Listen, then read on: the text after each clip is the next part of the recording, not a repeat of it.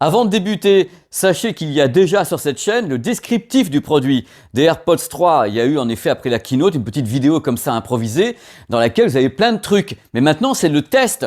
Regardez un petit peu l'intro. Mais c'est un décor hollywoodien que je vous propose, messieurs dames. Hollywoodien. Allez, go, c'est parti. Bonjour et bienvenue sur ma chaîne YouTube PP World. Pour la vidéo la plus en retard depuis l'existence de cette chaîne, j'ai honte rien qu'en le disant, le test complet des Apple AirPods 3. Alors au menu de la vidéo, c'est tout simple. On va rappeler un petit peu ce que c'est avec des détails techniques que je vais vous confirmer, des trucs extrêmement accessibles. Je ne vais pas aller trop loin techniquement pour vous passer un bon dimanche comme ça, à la cool, en ayant des infos. Après, et c'est sur le terrain, ce que j'en ai pensé avec ces choses-là introduites juste à l'entrée de mon conduit auditif avec des tas de fichiers. Après, il y aura les mesures de l'ingénieur du son. Alors n'ayez pas peur quand je dis mesure de l'ingénieur du son, ce sont des graphiques que je vais expliquer. Vous allez voir, ça va flasher. Je vais vous dire voilà, regardez ce qui se passe là, le son, si, avec en plus un comparatif avec les anciens, avec les modèles de 2019 et un comparatif avec des modèles Huawei, entre autres, qui sont des écouteurs qui ne sont pas donc des intras. Donc, et après, il y aura bien sûr cette séquence absolument délicieuse que j'aime beaucoup, la séquence des plus et des moins, dans laquelle on va résumer, rajouter des choses par rapport à ce test. Alors un truc important, c'est que dans cette vidéo que vous vous apprêtez à regarder, du moins je l'espère, elle est chapitrée en plus, vous allez pouvoir sauter comme ça, faire des sauts de puce sur la vidéo. On fera un essai de captation en binaural de l'audio spatial d'Apple, vous savez, avec le suivi dynamique de la tête, parce qu'on en parle beaucoup de ça. Mais est-ce que vous avez déjà écouté ce que ça fait d'avoir un suivi dynamique de la musique ou d'une voix qui se balade dans vos oreilles? On fera l'essai tout à l'heure, pendant qu'on va s'amuser avec les AirPods 3, parce qu'il y a pas mal de choses à dire quand même. Allez, c'est parti, après cette intro hilarante. Je me retiens toujours de rigoler, mais surtout que j'ai honte là, parce que un mois de retard quand même. Non mais c'est pas vrai quoi. Oh la belle pioche. Oh la belle pioche. Alors qui sont les AirPods 3? Ce sont des écouteurs True Wireless de type OpenFit. Alors ça avait fait couler beaucoup d'encre quand j'ai fait la vidéo de présentation des AirPods 3. Tout le monde m'a dit oui, l'OpenFit on aime, on n'aime pas. Alors l'avantage numéro 1 des OpenFit, c'est qu'il n'y a pas en effet d'introduction dans le conduit auditif. On pose le produit juste à l'entrée du conduit auditif, du canal auditif. Donc c'est bien, il n'y a pas d'occlusion de l'oreille, il n'y a pas de sensation de bouchon ni quoi que ce soit. L'oreille est carrément libérée, mais elle est libérée d'écouter ce qui se passe dehors aussi, puisque l'air traverse là-dedans royalement, il n'y a pas d'isolation passive, donc le métro, vous allez bien l'entendre, sauf si vous appuyez comme ça pour boucher votre canal auditif. Donc globalement, c'est de l'OpenFit. Moi, je trouve ça très sympa parce qu'il y a des tas de gens qui n'acceptent pas ou qui n'ont pas envie d'avoir des intras, qui n'aiment pas les casques. C'est une solution toujours intéressante. Il faut savoir que Apple l'a bien joué. Ils ont décidé de dire OpenFit ne rime pas avec réduction de bruit numérique. Nous, on sait que c'est ouvert. On va pas en plus essayer de bloquer des sons alors que c'est open bar là-dedans. C'est pas la peine. Il y a des marques qui ont essayé de le faire. Huawei, pour ne pas les citer, faire de l'OpenFit plus la réduction de bruit numérique. J'en ai pensé que c'était pas tout à fait désirable. Je suis poli en disant ça. Oups, je vais être très clair également sur le fait que les modèles OpenFit ont un petit défaut. Le petit défaut, c'est vous. C'est vous, parce que nous sommes tous différents, nous avons tous des morphologies différentes, nous avons tous justement des oreilles différentes, les petites formes ici et tous les côtés, c'est très différent. Donc vous aurez, si tout va mal, des résultats différents entre la personne A, B ou C, suivant justement la morphologie. C'est des choses qu'on rencontre souvent avec les OpenFit, tandis que les intras, comme ils rentrent directement dans le conduit auditif, le son est peu ou prou le même. Alors le truc dans la morphologie, c'est qu'il y a également des gens qui vont justement accepter d'avoir ce produit sans que ça tombe, et d'autres qui vont les avoir, et quand ils vont faire un petit peu de jogging, et bing badaboum, parce que la morphologie ne cadre pas avec une forme qui est imposée. Bref, il y a un truc important à savoir, c'est que le form factor sur ce produit a été revu par rapport aux anciennes générations. La tige est plus courte. Ils nous ont raccourci la tige quand même. Donc c'est intéressant. On disait justement que la tige était sympa parce que le micro est plus près de la bouche. Là, on se retrouve avec un form factor qui se rapproche beaucoup des AirPods Pro qui, eux, ont une architecture à réduction de bruit numérique. Ce sont donc des semi-intras. Vous positionnez, ça ferme et tout, c'est merveilleux. Alors ils font très fort encore, Cupertino, parce que à l'intérieur du produit, on trouve des trucs tout à fait nouveaux. Et un truc qui me fait vraiment marrer, c'est qu'ils sont en train de s'émanciper complètement, puisque les drivers, donc les haut-parleurs, sont des haut-parleurs signés Apple. Même chose pour les AirPods Max, le Big One, le casque, c'est eux qui ont créé justement les drivers, enfin les transducteurs, c'est eux. Il y a une émancipation actuellement, ils sont en train de créer leurs propres pièces. Là, il y a une nouvelle amplification, nouvelle chambre acoustique, tout est signé par Apple. Ils n'ont pas fait appel, à ma connaissance, à des partenaires X, Y, Z de tous les côtés pour dire « Hey, oh, nous on veut faire un truc, vous nous aidez ». Là, ils se sont aidés eux-mêmes, c'est pour ça que ça a mis 2 ans à être conçu. Un des secrets des AirPods 3, c'est bien sûr le cerveau numérique made in Cupertino, le cerveau numérique, la puce H1, qui est multipass, multifonction, donc bien sûr la gestion de l'audio, la gestion de head tracking tout à l'heure qu'on verra avec l'audio spatial, avec suivi de la tête, voilà, le suivi dynamique des mouvements de la tête, tout ça c'est géré par la puce H1, ainsi que bien sûr l'arrivée du son via le Bluetooth. Alors les codecs, vous les connaissez, hein. Chez Apple, c'est invariable, quel que soit le produit, qui Apple Music en lossless ou pas, ça change rien pour le moment. Les codecs utilisés sont le SBC et le AAC, les codecs utilisés dans le monde entier, all over the world, et voilà, d'une façon tout à fait normale et classique. Je pense que tôt ou tard, Apple va faire monter ces petits codecs, hein. Ils vont travailler soit avec eux-mêmes, soit avec d'autres personnes pour faire grimper tout ça, mais là pour le moment, c'est pas encore acté. On est avec tout ce qui est utilisé par la plupart des gens dans le monde entier. Deuxième truc, je vous ai parlé tout à l'heure de l'adaptabilité du produit par rapport à votre morphologie. Il est vrai que là, sur ce produit, ainsi que sur d'autres qui existent dans le monde entier, on peut essayer de compenser le fait que quelquefois, le produit n'est pas bien placé devant l'entrée du conduit auditif. Pour ça, en effet, il y a des systèmes adaptatifs qui réégalisent le son pour vous permettre d'entendre presque la même chose, que le produit soit comme ça ou comme ça. Il y a en effet un retour micro, c'est-à-dire qu'en effet, le son est émis par le AirPod, c'est-à-dire on envoie du son et il y a un micro qui va entre guillemets capter ce qui va revenir dans le sens. Donc il sait ce qui se passe, le battement est analysé et s'il voit que ça va pas trop, il va corriger l'égalisation. Alors c'est automatique, hein, donc la puce le fait automatiquement pour vous permettre d'avoir le meilleur son, quelle que soit la forme de votre oreille et la forme de votre conduit auditif. Ça c'est une des donnes faites par ce produit, c'est une des promesses. Donc voilà.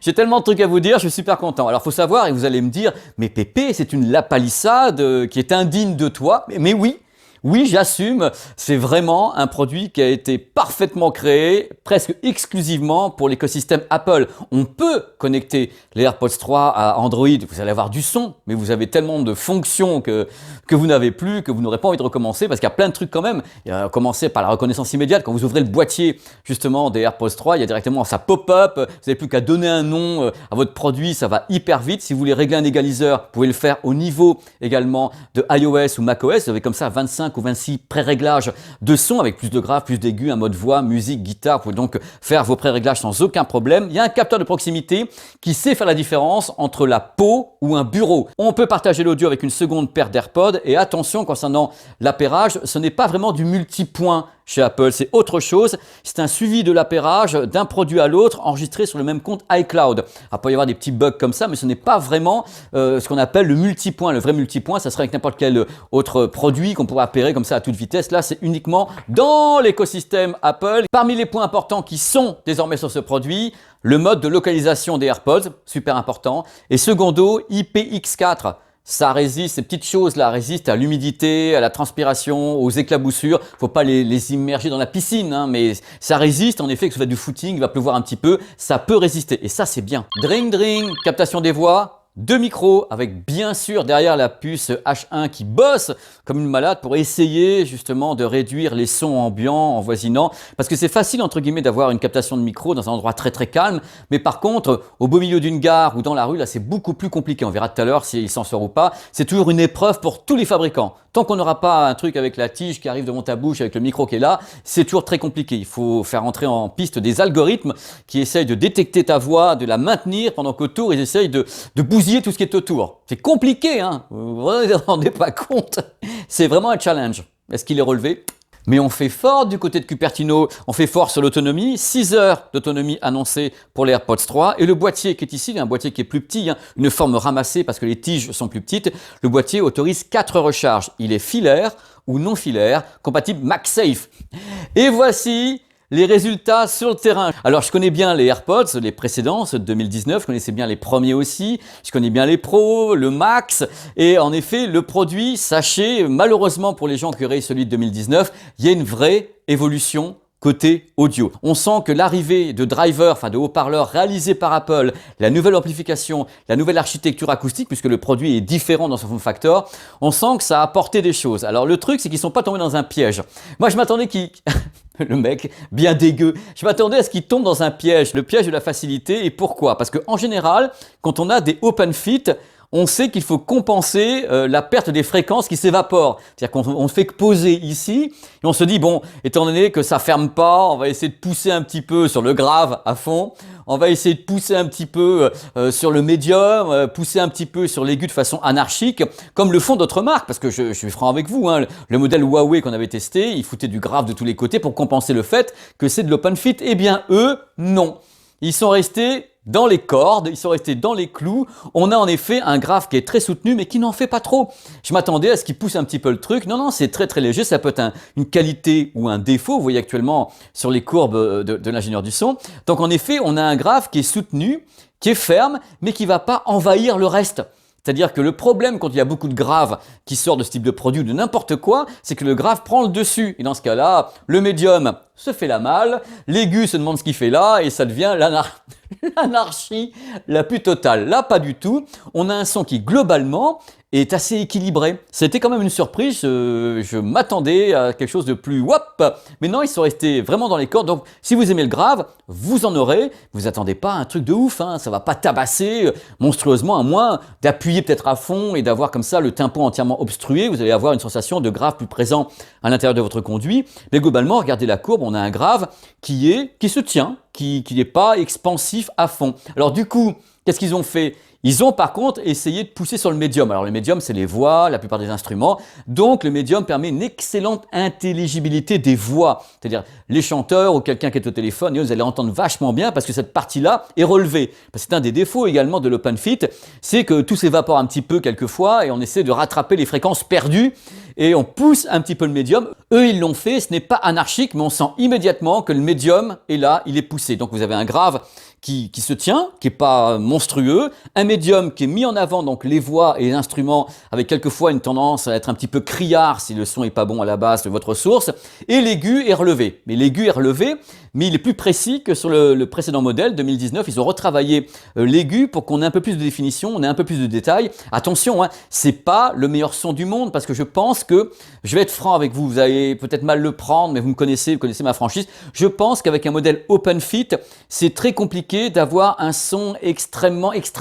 défini. C'est-à-dire qu'il y a cette notion de positionnement dans l'oreille, il y a cette notion de quelque chose qui n'est pas vraiment à l'intérieur de votre conduit auditif, c'est-à-dire qu'il y a toujours les bruits extérieurs, des trucs comme ça. Ça fait que tous les fabricants ont du mal à assurer un son de très très haute volée technique qui est plutôt réservé à des modèles qui sont donc des semi-intra, des intra ou des casques.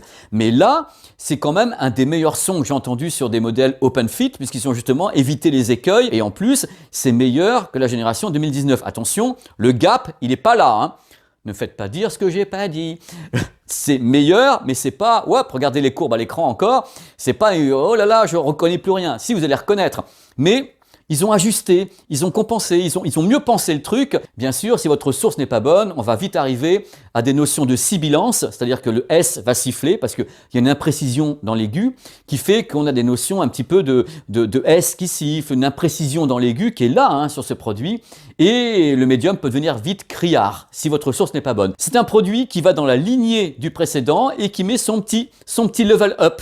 Voilà, c'est pas level up, mais son petit level, regardez comment je sautille, son petit level up sympa, c'est-à-dire qu'il va pas vous décevoir. Si vous aimiez le précédent, il va pas vous décevoir, il va apporter une touche supplémentaire de quelque chose, avec en même temps une grosse dynamique, hein, c'est-à-dire que vous pouvez avoir du volume, hein, faites attention. Le problème de l'open fit, c'est qu'on entend tout au travers de l'open fit, donc les gens ont tendance à mettre fort. Voilà, pour essayer de compenser le bruit à l'extérieur, et si on ne peut pas mettre fort, on entend beaucoup trop le métro.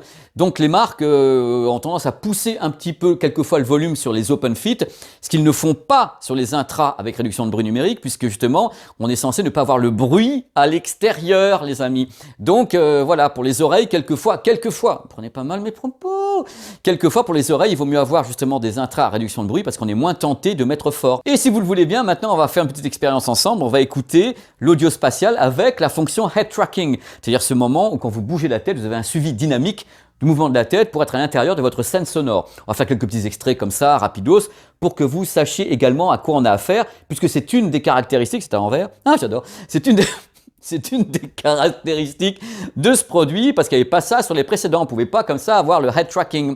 Voilà, on écoute ça maintenant, et après on se retrouve pour les plus et les moins. Il y en a une liste comme ça, hein, de plus et de moins. Accrochez-vous. Allez, c'est parti pour l'audio spatial avec le suivi dynamique de votre tête. Let's go.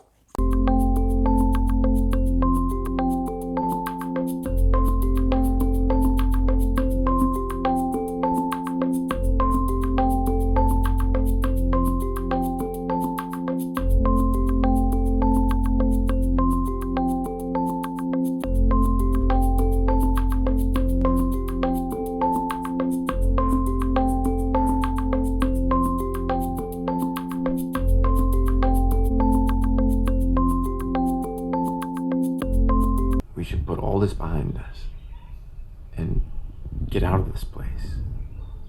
You know? You mean leave Brookfield? So is he gonna be alright? We're gonna need to run a few more tests before I'm comfortable answering that. I'm sorry. Hey, the mummy lived. Hey, why'd you let me sleep so late? Let you, I couldn't wake you. You couldn't wake me. No, I couldn't.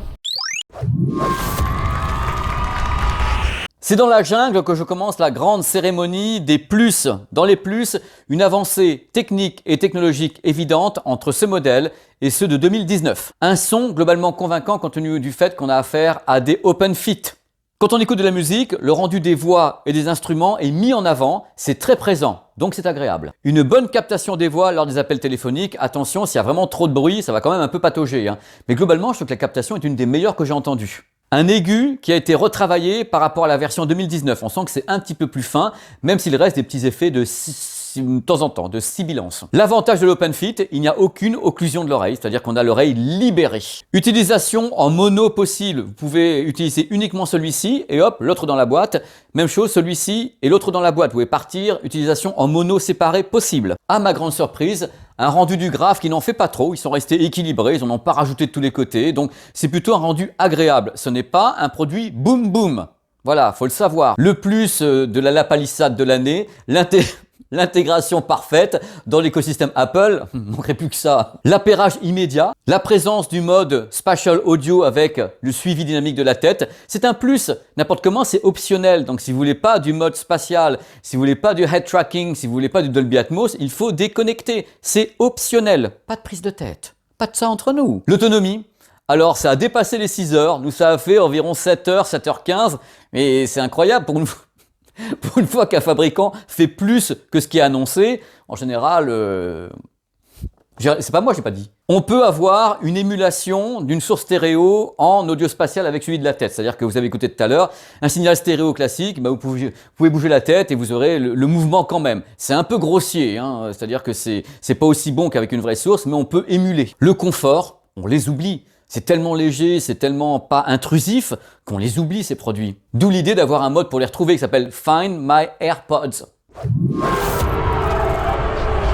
Le prix. Alors beaucoup me disent oui, c'est pas si cher que ça comparé aux anciens. C'est pas ça le truc. C'est que le marché de 2021-2022 n'est pas le même qu'en 2019 ou 2018 ou 2016. C'est pas le même marché. Désormais, ce type de produits, on les donne quelquefois avec les smartphones et donc il faut justifier 200 €. Vous avez vu quand même qu'il y a beaucoup de trucs intéressants sur ce produit Apple, mais 200 €, c'est voilà, ce sont des open fit. Il y a pas de réduction de bruit numérique, il y a des trucs quand même. Il faut justifier un tel tarif. Après, c'est à vous de voir. Je continue à penser que c'est trop cher. Aucune isolation passive ou alors si on a une, elle est vraiment extrêmement timorée, timide, comme moi. Je suis un garçon timide, moi. Aucun codec audio haut débit, ils veulent pas, ils sont pas prêts. Chez Apple, et je ne sais pas quand ça va venir, j'ai pas encore d'indiscrétion, j'ai essayé de savoir avec Cupertino, ils me répondent pas. Enfin, ils me répondent, oui, pipi, non, pas pour le moment. Globalement, quand on écoute le son, il y a un aigu qui peut accrocher, c'est-à-dire qu'il peut y avoir un petit peu de sibilance, ça peut un peu siffler sur l'aigu avec certains types de morceaux.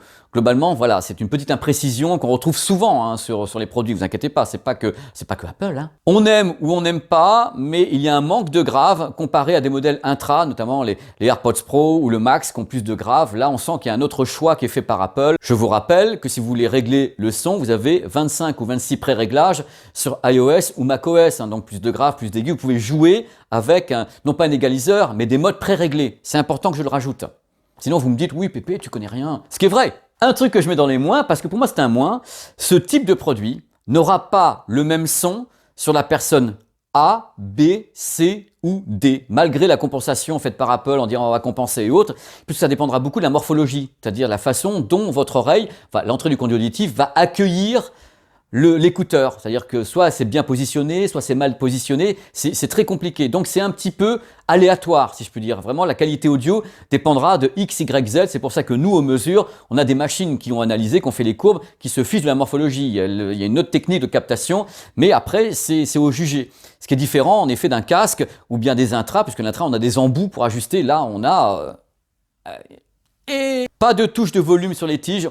Ça, je trouve ça dommage. Peu de commandes, globalement, sur les tiges. Qu'on soit clair, c'est pas un défaut, mais je le mets dedans quand même. Aucune utilité sur Android, parce qu'il manque beaucoup de fonctions, donc je vois pas tellement le truc. Vous pouvez le faire, vous aurez le son, mais Pas de réel Bluetooth multipoint. De toute façon, c'est un produit Apple pour les gens qui ont des produits Apple. Et dans ce cas-là, l'intégration, elle est vraiment géniale pour ça. C'est fait pour ça. C'est fait pour ça.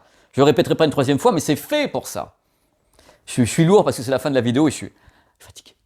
Il faut conclure. Alors voici ce que je pense du produit. Je pense que Apple la joue vachement bien. Et pourquoi? Parce que si vous regardez le marché actuellement, comme je l'avais dit justement dans la vidéo ici, le marché tend vers les intras, vers les casques, avec tous les produits à réduction de bruit. Intra, casque, semi-intra. Et eux, ils continuent dans la lignée avec ce modèle ainsi que le précédent qui reste en gamme. Ils disent voilà, nous on a de l'OpenFit, on le fait évoluer, ça fonctionne, il est cher, mais on est presque les seuls à avoir autant de fonctions sur un OpenFit, donc un écouteur. Donc ils sont pile poil dans ce qu'on attend d'eux, c'est-à-dire qu'il n'y a pas une prise de risque en même temps. Ils n'ont pas essayé de faire un truc complètement tarabiscoté avec un mouton à 5 pattes, non c'est pas ça. Ils ont fait évoluer l'ancien modèle avec des nouveaux drivers, nouvelle électronique, avec le head tracking, avec des fonctions complémentaires, des détections de la peau et autres. Donc le truc est pile poil fait pour fonctionner. C'est-à-dire que tous les gens qui ne supportent absolument pas les intras, les semi-intras, qui veulent pas entendre parler de casque, de trucs comme ça, eh bien ils vont quand même l'acheter. Puisque si on se souvient bien, le succès des AirPods, c'était un succès d'un modèle OpenFit. Donc ça veut dire que les gens veulent, parce que ce qui compte, c'est pas mon avis au final, c'est vous, c'est le public. Si le public décide que l'OpenFit est vachement sympa et que c'est ce qu'ils veulent, bah ouais. Voilà, ça m'a fait super plaisir. Je suis extrêmement heureux. J'espère que ça vous a plu. Dans tous les cas, désolé à nouveau pour le retard de ce test, mais il y a eu tellement de choses qui sont passées avec les médias, avec des tas de trucs que j'ai eu à faire et des tas de produits, des tas de news que je voulais traiter hyper rapidement, comme Xiaomi avec le premier vidéoprojecteur Dolby Vision, des choses comme ça. Je voulais vraiment les traiter et c'est des vidéos qui prennent du temps à faire, avec en même temps le son en 9.1.6, en Dolby Atmos et autres. Je voulais vraiment, non pas les faire passer avant les AirPods 3, mais me dire il y a une actualité qui était très très chaude autour de tout ça. Et les AirPods, j'avais déjà écouté, on avait fait les mesures, et j'ai dit bon, de toute façon là, on passera le test. C'est toujours un numéro d'équilibrisme dans le monde éditorial, d'arriver à vous placer les vidéos au bon moment. Voilà, c'est cool. Là maintenant, sachez que dans peu de temps, si tout va bien, je pars en reportage à l'étranger. Donc il y aura beaucoup de tests, de billets d'humeur qui seront faits dans la nature. Donc ça va être plutôt drôle à faire, j'aurai beaucoup de trucs à vous dire parce que je vais partir avec pas mal de produits dans la valise que je vais donc tester, déballer, tout ça sur place. Et on aura l'occasion de faire des vidéos, j'espère, un peu différentes, un peu dans l'esprit de ce qui a fait que cette chaîne a été créée. Parce qu'à la base, moi j'ai créé cette chaîne parce que j'avais la chance de faire des voyages professionnels et que je voulais vous emmener avec moi, vous embrasser avec moi. Et là, on va retrouver, j'espère, cet esprit qui fait que cette chaîne à cette personnalité. Voilà, je suis fier de tout ce que je fais dans la vie, mais je suis quelquefois encore plus fier quand je vous prends par la main et que je vous emmène dans des endroits qui sont beaux, qui peuvent vous faire rêver. Et ça va être, je pense, les thématiques des vidéos suivantes si tout va bien. Parce qu'on n'a pas encore décollé. Hein. Il y aura également le CES de Las Vegas, parce que je vais au CES de Las Vegas et j'espère trouver des choses et qu'ils soient intéressants. Je regarde le timing sur le smartphone, je me dis, mais c'est pas possible quoi. Il faut que je fasse des lives, il faut que je fasse du Twitch parce que là sur une vidéo, vous avez déjà arrêté. Heureusement, je les chapitre les vidéos maintenant, ce qui vous permet de dire bah là on peut plus de l'autre, on va aller directement au plus et au moins, les petits filous, on va directement aux conclusions et tout. Voilà, je vous ai dit tout ce que j'avais à vous dire. Enfin non, mais je préfère arrêter maintenant sinon ça va faire 3 heures. Allez, je vous embrasse. À bientôt.